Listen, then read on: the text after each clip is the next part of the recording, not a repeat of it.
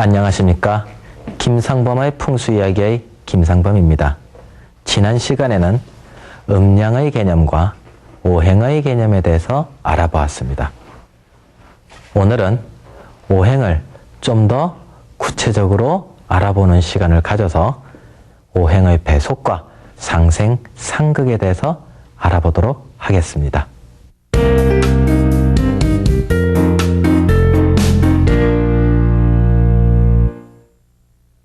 지난 시간에 태극과 음양오행에 대해서 말씀을 드렸는데 태극이 자연의 이치라 했습니다.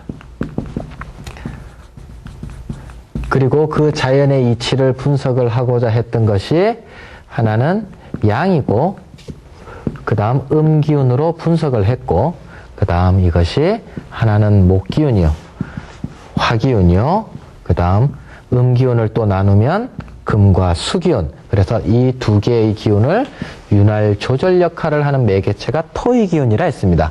그래서 모든 만물이 성장하고 시들고 성장하고 시들고 성장하고 시들고 할 때 성장하는 부분의 초반부를 목이라 했고 성장하는 부분의 후반부를 화, 그 다음 수축해 들어가는 초반부 기운을 금, 후반부 기운을 수라 칭하고 그 전환점이 되는 것을 토라 칭했습니다. 그러면 이것을 하루로 치자면은 아침, 낮, 오후, 그 다음 저녁, 밤이라 칭할 수 있다 했으며 그 다음 이것은 봄, 여름, 그 다음 성하, 아주 무더운 여름, 그 다음 가을, 겨울이라 칭했습니다. 만약에 사람의 인체로 치자면 뭐라 했습니까? 초년기, 청년기, 장년기, 중년기, 노년기로도 이렇게 분석을 할 수 있다 했습니다. 그럼 이것을 또 다르게 이제는 동서남북 개념으로도 확장을 시켜서 한번 보도록 하겠습니다. 자, 그러면 토라고 하는 것은 중앙에서 매개체 역할을 하므로 자, 이쪽이 먼저 동쪽입니다. 이쪽이 남쪽입니다. 그 다음 이쪽이 중앙입니다. 이쪽이 서쪽입니다. 이쪽이 북쪽입니다. 이랬을 때도 역시 동쪽에서 해가 뜹니다. 이거 아침. 남쪽입니다. 이쪽은 무덥습니다. 낮. 그 다음 토는 오후가 될 것이고 그 다음 서쪽으로는 이쪽이 저녁이 될 것이고 이쪽이 밤이 될 것이다. 그 다음 여기는 봄이 될 것이고 낮에 여름은 남쪽은 여름이 될 것이고 그 다음 여기는 가장 무더위가 되는 장하 또는 성하가 될 것이고 무더위. 그 다음 서쪽으로는 이제 가을이 될 것이고 북쪽으로는 겨울이 될 것이다. 자, 오행적으로 배속을 시키게 되면 이제 여기가 목기운, 여기가 화기운, 그 다음 중앙이 토기운, 그 다음 서쪽이 금기운, 북쪽이 이제 수기운에 해당이 되겠죠. 색깔로도 오행을 구분시켜 놓았습니다.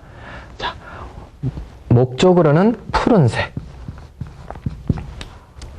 그 다음 남쪽에는 더우니까 뜨끈뜨끈 불기운이니까 적색, 붉은색 또는 여기 붉을 주자를 쓰기도 합니다. 그 다음 가운데는 무슨 색? 토니까는 흑색깔, 노란색, 황, 노란색. 그 다음에 금기운은 어떤 색? 흰색. 북쪽으로는 흑색 또는 요거를 이제 검을 현자를 써서 이제 검은색을 나타내는데 우리가 이제 풍수에 배운 것들이 이제 여기에서 연관이 되기 시작을 합니다. 동물로 들어가 봅니다. 자, 상징적인 동물을 여기 오행에다가도 배속시켜 놨습니다. 동쪽에는 무슨 어떤 동물이다? 용을 집어넣어 놨습니다. 그래서 청룡. 많이 들어보셨죠? 그 다음 남쪽에는 어떤 거를 동물을 상징적으로 집어넣어 놨느냐? 공작을 집어넣어 놨습니다. 그래서 주작이 됩니다.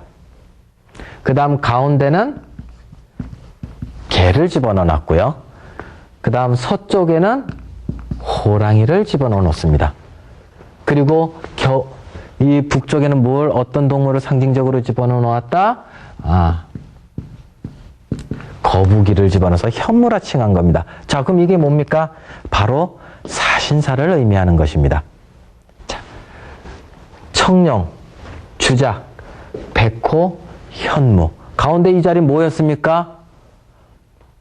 바로 명당자리 혈자리였죠. 자, 그러면 여기에서 다시 한번 말씀드립니다. 제가 적다 보니까 동서남북에 자청룡, 우백호가 들어갔는데 풍수에서는 원래 뭐다? 동서남북에 상관없이 좌측에 있으면 자청룡, 우측에 있으면 우백호라 칭하지 동청룡, 서백호라고 칭하진 않는다는 것입니다.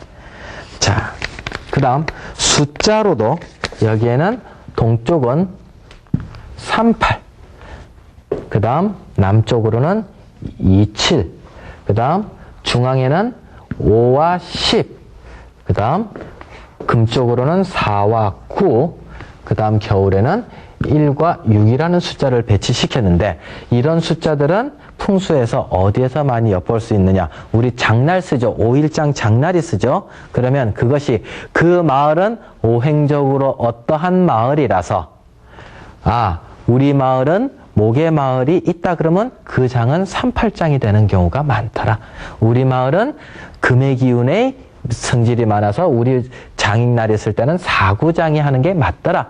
이래서 이런 숫자별로 5일장이 되기도 하더라는 겁니다. 그 다음 우리 동대문의 흥인지문, 남쪽에 남대문의 숭례문 이런 식으로 이야기가 있는데 목의 기운은 또 무엇을 또 의미하는 게 있다? 어질인자를 써서 인. 그 다음 남쪽에는 예절할 때에, 그 다음 중앙에는 쓸 데가 없네요. 믿을 신.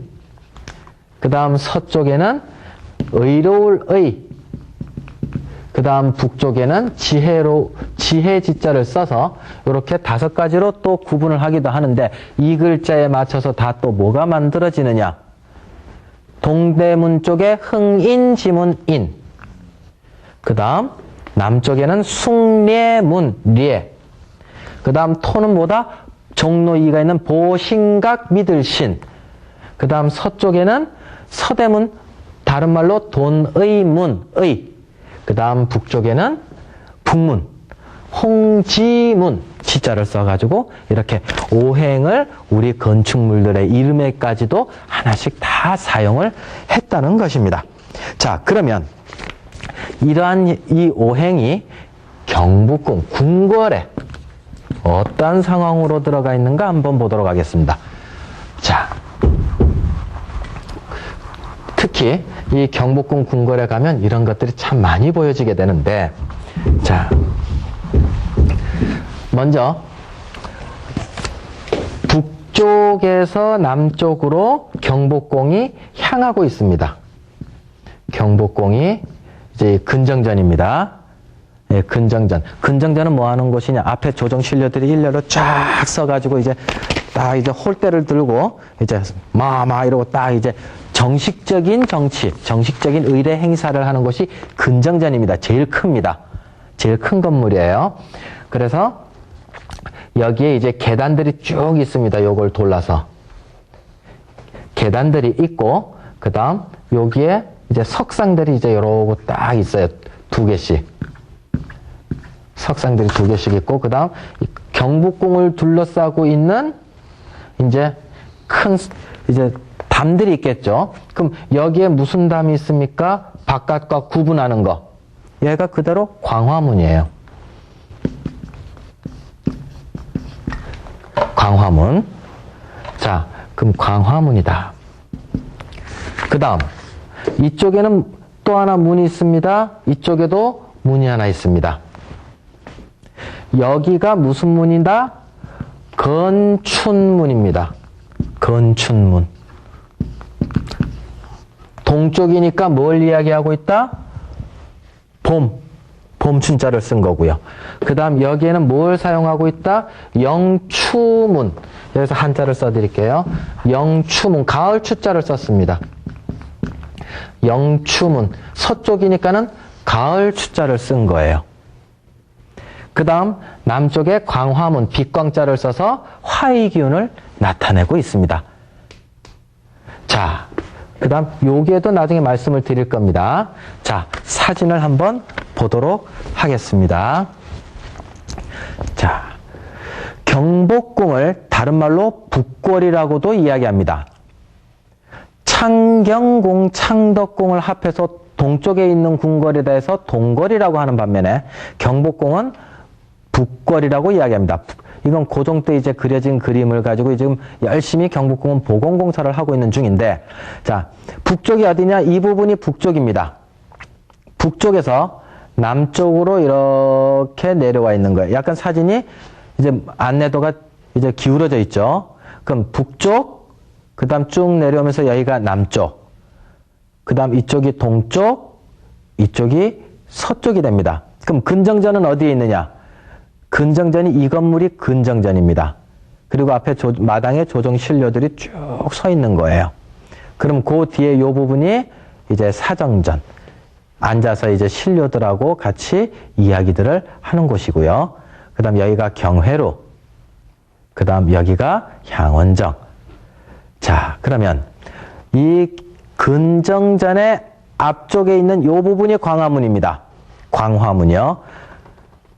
광화문 여기 문이 3개가 있습니다. 광화문에는 문이 3개가 있는데 거기에 천장들도 볼 것입니다. 그 다음 여기가 이쪽에 문이 하나 있는데 여기가 동쪽에 봄을 상징한다, 목을 상징한다, 건춘문. 그 다음 이쪽에 서쪽에 영추문. 이러고들 있어요. 여기 가을 추자, 서쪽이라서 가을 추자를 썼습니다. 자, 다음 사진을 보겠습니다. 광화문입니다. 광화문의 천장에 보면 이런 그림이 그려져 있어요. 광화문에는 문이 3개가 있어요. 문이 하나, 둘, 셋. 이런 식으로 광화문에는 들어가는 문이 3개가 있는데 이쪽 문에 있는 것이 지금 이 천장에 그려져 있는 것이 이 그림입니다. 이쪽에 거북이 한 마리, 이쪽에 거북이 한 마리. 현무죠.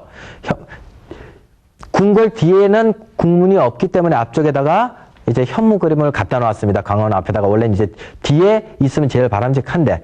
자, 현무가 천장에 그려져 있습니다. 그 다음, 가운데 광화문 문을 보도록 하겠습니다. 여기 광화문, 여기 가운데 문 천장을 보겠습니다. 자, 어떤 그림입니까? 세조, 봉황이죠. 전주작입니다. 풍수적으로 앞산에 해당하는 전주작이 해당됩니다. 자, 그 다음 동쪽에 건춘문 천장에는 어떤 그림이 그려져 있는지 보겠습니다. 계속 천장들을 제가 사진을 찍은 겁니다. 자, 천장에는 이쪽에 용 한 마리가 청룡이 이렇게 틀고 있고, 그 다음 이쪽에는 황룡이 한 마리 이렇게 틀고 있어서 2마리의 청룡과 황룡이 천장에 그려져 있습니다. 이게 동쪽에 있는 자청룡문입니다. 그 다음 사진을 보겠습니다. 자, 이 사진은 서쪽에 있는 영추문의 천장을 찍은 것입니다. 백호, 호랑이, 흰 호랑이 2마리를 상징적으로 그려놔서 사신사, 그야말로 궁궐을 4개의 동물이 수호하고 있어라 해서 풍수적으로 들어간 그림들인 것입니다. 자, 그 다음 지금 여기서 보면은 여기에 4개는 이제 사신사로서 해결이 됐습니다. 그러면 근정전에 있는 이 그림들, 여기에 계단들에게 또 2마리씩이 붙어 있는 게 있습니다. 자, 그럼 이쪽이 뒤쪽이고 이쪽이 이제 앞쪽입니다. 이쪽이 좌측이 되고 이쪽이 우측이 됩니다. 그럼 여기에 뭐가 그려져 있어야 될까요? 거북이가 그려져 있어야 되겠죠? 여기에 뭐가 그려져 있어야 될까요? 공작이 그려져 있어야 되겠죠? 여기는요, 청룡이 있어야 되고 이쪽은 호랑이가 또 있어야 되겠죠? 자, 근정전 양옆을 또 보겠습니다. 여기가 지금 사진을 보시면 여기가 근정전입니다. 근정전의 뒤편을 보겠습니다. 뒤편의 계단입니다. 여기에 거북이 한 마리, 현무가 그려져 있습니다. 조각이 되어 있습니다. 요 뒤에가 이제 사정전으로서 임금이 앉아서 조정신료들과 회의들을 하는 곳이고요. 자, 이제 앞쪽으로 근정전 앞쪽을 보면 새 모양의 공작이 이러고 딱 조각되어 있습니다.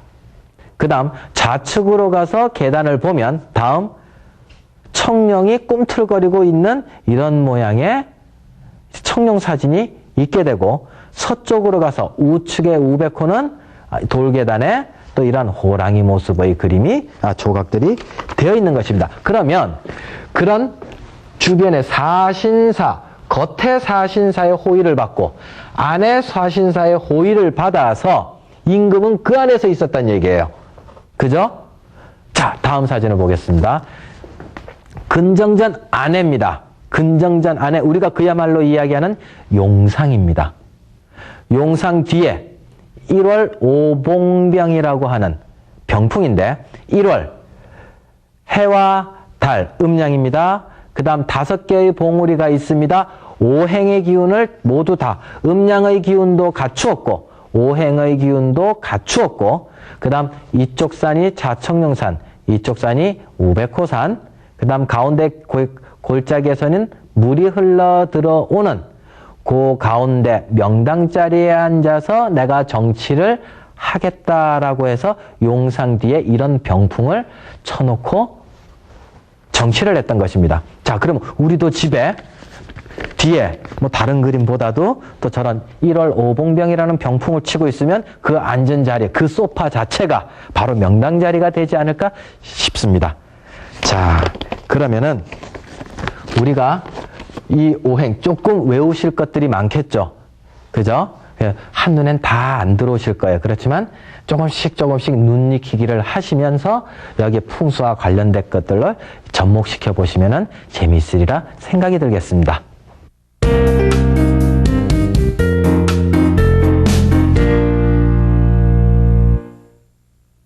오행이라는 것이 올라가고 내려가고 할 때 목, 화, 토, 금, 수, 또다시 목 이러고 간다 했습니다. 자, 그럼 이랬을 때 하루가 점점점 밝아졌다가 하루가 점점점 내려가고 기온이 봄, 여름 점점점 높아졌다가 점점점 추워지고 어렸을 때부터 점점점 자라나다가 점점점 나이 들어가고 자, 이런 것이 이제 음양인데 모든 만물에는 다 음과 양이 구성되어 있고 오행으로도 다 분류가 할 수가 있습니다. 자, 그러면 여기에서 목이라고 하는 기운, 화라고 하는 기운은 다른 존재입니까? 같은 존재입니까? 같은 존재죠. 내가 어렸을 때와 내가 장성했을 때와 내가 늙었을 때 나라는 존재는 똑같습니다. 그렇지만 내가 어떻다? 모양이 변해져 있는 거죠. 그래서 여기에서 서로상이라고 쓴 것이 무엇을 의미하느냐 하면 모양을 의미합니다. 서로라고 하는 뜻이 아니고 커뮤니케이션 하는 서로라고 하는 뜻이 아니고 모양을 의미하는 거예요. 그런 모양, 모습이 다음 걸로 변화된다, 다음 걸로 변화된다, 다음 걸로 변화된다라는 뜻이 이것이 상생에 대한 이야기입니다. 목이 어느덧 자라다 보면 화가 되어 있고 그 화가 어느덧 또 자라면 토가 되어 있고 토가 금이 되어 있고 금이 수가 되어 있더라 하는 논리가 되는 거예요. 그래서 풍수에서도 무슨 내용이 있느냐? 음양지기는 이것이 양이고 이것이 음인데 풍수의 금난경에 보면 음양지기는 음양의 기운이라고 하는 것은 원래 일체인데 그것이 내뿜으면 바람 우레가 되고 하늘로 올라가면은 구름이 되고 그 음양의 기운이 내려오면은 비가 되고 그 음양의 기운이 땅속을 다니는 것을 뭘 한다? 그것을 생기라 한다. 그래서 이 생기를 잘 올라타는 것이 풍수의 목적이다. 이렇게 이야기하고 있단 말입니다.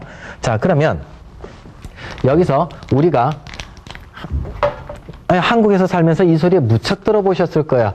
아이고, 둘이 상생이 돼서 좋겠다. 이거는 그 상극이 돼서 나쁘다. 무조건 상생은 좋은 것이고 무조건 상극은 나쁜 것이다. 뭐 이렇게들 이제 생각들을 하시는데, 자연에는 원래 상생이 상극이 둘 다 좋고 둘 다 나쁜 거 이런 거 없습니다. 변화되는 모습의 형태인 거예요. 그래서 상생이라고 하는 것은 그대로 이 단계에서 저 단계로 점점점 커나가고 점점점 변화되고 자연스럽게 변화되는 과정을 상생이라 칭한 거예요. 그래서 요거를 원으로 그려보면은 목은 저절로 시간이 되니까 화가 되더라, 화는 토가 되더라, 토는 금이 되더라, 금은 수가 되더라. 그 수는 또다시 다음 세대의 목이 되더라. 이것을 이제 상생관계라고 하는 거예요. 모양과 모습이 다음 것으로 새로 태어난다는 거예요. 그래서 목생화. 그럼 목은 화로 되더라. 목생화. 여기 생. 화는 토가 되더라. 화생토. 토는 금이 되더라. 토생금. 금이 수가 되더라. 금생수, 그 다음 수가 다시 목이 되더라. 수생목. 그래서 봄, 여름, 그 다음 무더위. 동그라미를 쳐놔야지 보기가 쉽겠네요. 봄, 여름, 성화, 그 다음 가을, 겨울, 봄, 여름, 가을, 겨울, 봄, 여름, 가을, 겨울 도는 거예요. 아침, 낮, 오후, 저녁, 밤, 아침, 낮, 오후, 저녁, 밤 도는 거예요. 이거를 금을 쇠라고 생각을 하면 이 답이 잘 안 나와요. 요거는 쇠라고 하는 거는 아주 작은 부분, 금기운의 아주 작은 부분을 이야기하는 겁니다. 자, 그러면 우리가 상생을 마침 여기 5행까지 배웠으니까 이렇게 상식적으로 이렇게 외우신다 생각을 하시고 한번 그냥 외워보시는 것도 좋습니다. 이제 자주 나오니까. 자, 목생화, 화생토, 토생금, 금생수, 수생목. 목생화, 화생토, 토생금, 금생수, 수생목. 이것이 이제 상생관계인 것입니다. 이것은 어떻게 보면은 좀 어려운 내용으로 보자면 상생이라는 것은 다음 기운으로 변화한다. 다음 기운을 길러낸다. 다음 기운으로 길러내는 과정이 이제 상생 과정인 것입니다. 자, 그 다음 상극 과정을 보겠습니다. 자, 상극이다. 우리가 생각하기에 무조건 일단 상극이다. 그러면 반대편에 있다죠. 그러니까 서로 뜻이 안 맞는 거 아니에요? 반대편에 있다. 그죠? 그래서 무조건 나쁘다. 그러는데 자연에는 그런 나쁜 게 없다 했습니다. 상극이다. 반대편이다. 자, 상극은 다른 말로 어떻게 생각하시면 가장 맞느냐면 컨트롤한다, 통제한다, 제어한다 이런 뜻으로 생각을 해주시고 바라보시면 돼요. 자, 남자와 여자가 있다. 서로 정반대의 기운입니다. 그죠? 그러면 남자 여자가 만나면 무조건 나쁜가요? 반대의 기운이 만났으니까 무조건 나쁘다? 아니죠. 반대가 만났으면 그것은 곧 뭐가 이루어진다? 상극작용에서는 생산이 일어납니다. 애가 나온다는 얘기예요. 암술과 수술이 만난다. 암놈과 순놈이 만난다. 그럼 자식이 나온다는 거예요. 상생관계는 길러낸다. 다음 과정을 길러낸다. 자라난다지만 상극관계는 생산한다예요. 창조해낸다라는 뜻을 갖고 있습니다. 그랬을 때 그것이 바란스가 맞으면 정말 멋진 생산물이 나오는 것이고 바란스가 안 맞으면 이제 컨트롤이 서로 어느 쪽인가 안 되면 바란스가 완전히 깨져버리는 거예요. 그래서 상극에서는 중요한 게 뭐다? 두 기운의 A라는 기운과 B라는 기운, 즉 목화토금수라고 하는 어떤 기운들 중에 이 두 기운 관계가 바란스가 맞지 않으면 이제 한쪽이 크게 다친다라고 하는 논리가 이 상극관계입니다. 바란스만 맞았다 그러면은 정말 재밌는 게 이 상극관계예요. 남자 여자가 연애할 때 얼마나 기분 좋아요? 근데 바란스가 깨져서 부부싸움 할 때는 진짜 힘들죠. 그죠? 자, 그러면 상극관계는 어떤 게 상극관계냐? 목이 화에게 주어야 되는데 목화, 토, 금, 수가 있습니다. 그럼 목이 화에게 주어야 되는데 화가 없어져 버렸어요. 그러면은 목은 어디다 기운을 줘야 돼요? 멀리 기운을 줘야 돼요. 이게 상극입니다.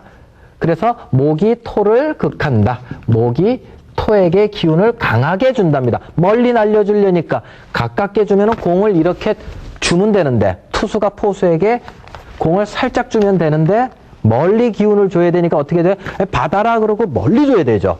그러다가 받을만 한 자격이 있으면, 이 둘이 실력이 비슷하면 상극관계는 너무나 재미있어요. 근데 이 토가 공을 던졌는데 받을 만한 능력이 없으면 어떻게 돼요? 공이 날라오다 얻어 맞아버리죠. 그럼 시퍼렇게 멍들고 공놀이대로 재미가 없는 거예요.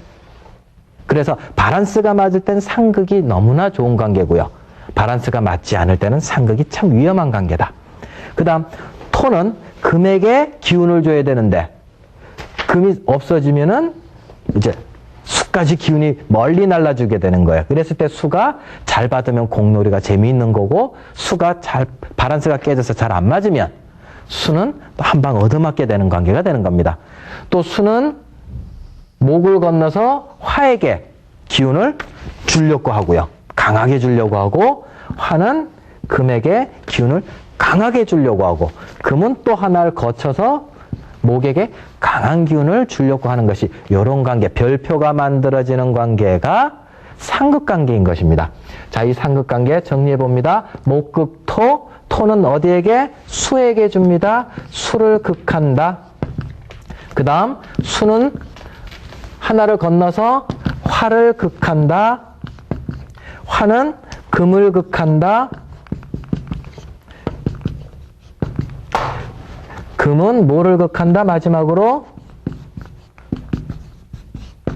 목을 극한답니다. 그래서 상생은, 원래는 상생이 항상 좋은 것이고 항상 나쁜 것이다, 이런 건 아니고, 상극이 무조건 나쁜 것이다, 그런 건 아니지만, 기운이 여기는 한 번씩 바란스가 어긋날 때는 이제 깨지는 관계가 되므로, 그래서 우리가 상극하면 좀 나쁘다는 것입니다. 오행을 배우다 보면 상생, 상극이 워낙 자주 등용하는 것이므로 이것이 제가 말씀을 드렸던 것이고요. 그리고 풍수에서도 마찬가지로, 대체적으로 풍수에서는 좀 그렇습니다. 관계들을 이제 공부를 막 하시다 보면 상생은 대체적으로 다 좋게 해석을 하고, 상극은 대체적으로 좀 나쁘게 해석하는 그런 이론들이 많습니다. 자, 오늘은 오행의 배속과 그 다음에 상생, 상극에 대해서 알아보는 시간을 가졌었습니다. 다음 시간에는 이제 비로소 오행에서 좀 더 한 단계 진도를 더 나가서 천간이라고 하는 갑을, 병정, 무기, 경신, 임계 10가지, 그 다음 땅기운 지지 12가지, 자축, 인묘, 진사, 오미, 신유, 술해, 이 12가지를 가지고 강의하는 시간을 갖도록 하겠습니다. 감사합니다.